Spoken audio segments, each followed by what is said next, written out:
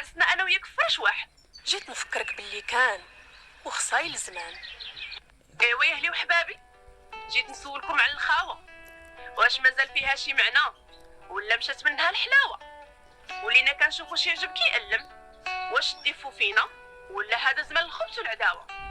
ياك اخويا نعسنا انا وياك في فرش واحد، تقاسمنا الغطا وكلينا من نفس الطاوه، ياك مشينا للمسيد بجوج، تعلمنا وقرينا في نفس التلاوه، وحتى ملي كلينا العصا ضربونا بنفس الهراوه، حتى من الحوايج ما فرقوناش وتشاركنا انا وياك نفس الكسوه.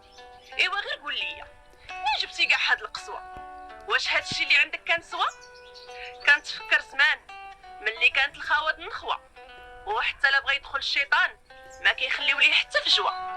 ايوا اجي تشوف هاد الجيل وناسو، ملي ولاو الخوت ولاو كاسو ولاو نعاسو، وكل دايها في راسو.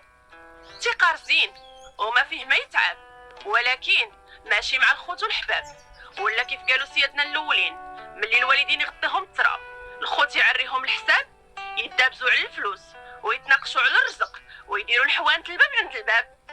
ماشي جدودنا قالوا اذا خوك عمر حانوت ديال التجاره جي حداه ودير حانوت ديال النجاره، واذا دخل بيناتكم البراني قلعوا ليه التساره.